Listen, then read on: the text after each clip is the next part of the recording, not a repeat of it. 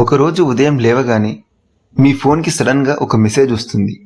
అందులో మీ అన్ని లోన్స్ పూర్తిగా క్యాన్సిల్ అయ్యాయని, మీ కార్ లోన్ తిరిగి పే చేయవలసిన అవసరం లేదని, మీ ఎడ్యుకేషన్ లోన్ మరియు ఇంటి లోన్ కూడా తిరిగి పే చేయాల్సిన అవసరం లేదని, ఇలా దేశం మొత్తం జీరో డెబ్ట్.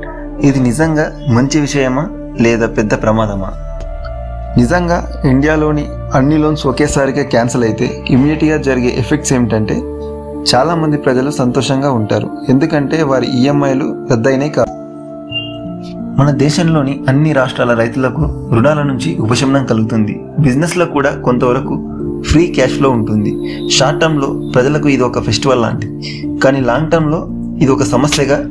ఇండియాలోని అన్ని బ్యాంక్స్ సడన్గా కొలాప్స్ అవుతాయి, ఎందుకంటే అలా సడన్గా అన్ని లోన్స్ క్యాన్సిల్ అయితే బ్యాంక్స్కి రావాల్సిన మనీ తిరిగి రాదు. కాబట్టి ఎవరైతే బ్యాంక్లో మనీ డిపాజిట్ చేసి ఉంటారో వారందరూ బ్యాంక్స్ల ముందు క్యూలో ఉంటారు, ఎందుకంటే బ్యాంక్లో డబ్బు అయిపోతుందని, తమ డిపాజిట్స్ కూడా ఉండవని భావించి ఒకేసారిగా అందరూ బ్యాంకుల మీద విరుచుకుపడతారు. అలా ఉన్న మనీ కూడా డిపాజిటర్స్ రిటర్న్ తీసుకుపోవడం, మరోవైపు లోన్స్ అన్ని క్యాన్సిల్ అవటం వలన బ్యాంక్స్తో మనీ కంప్లీట్గా అయిపోతుంది. అసలు బ్యాంక్స్ రన్ అయ్యేవే లోన్స్ వలన వచ్చే ఇంట్రెస్ట్ మనీ మీద. ఆ ఇంట్రెస్ట్ మనీ లేనప్పుడు ఎంప్లాయీస్కి శాలరీస్ ఉండవు, ఆర్గనైజేషన్స్ రన్ అవ్వడానికి డబ్బు కూడా ఉండదు. ఆర్గనైజేషన్స్లో ఉన్నటువంటి జాబ్స్ కూడా తగ్గిపోతాయి. ఆ జాబ్స్ తగ్గిపోతే మనీ సర్క్యులేషన్ కూడా తగ్గిపోతుంది. అసలు జాబ్సే లేనప్పుడు ట్యాక్స్ పే చేయడం కూడా ఉండదు.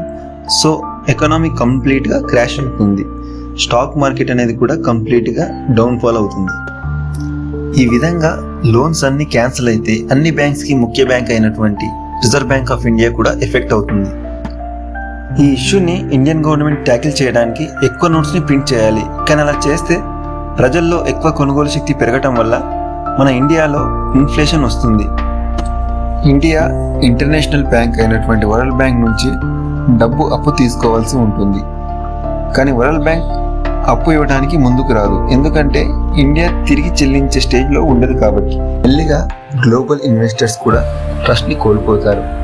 ఫారిన్ ఇన్వెస్టర్స్ ఇండియాలో ఇన్వెస్ట్ చేయరు. దానికి కారణం రూపీ వాల్యూ పడిపోతుంది. కాబట్టి ఈ విధంగా మనం లోన్స్ అన్ని ఒక్కసారిగా క్యాన్సిల్ అయితే బాగుంటుంది అనుకుంటాం, కానీ లాంగ్ టర్మ్లో దానివల్ల ఒక కంట్రీ కంప్లీట్గా కోలుకోలేని స్టేజ్లోకి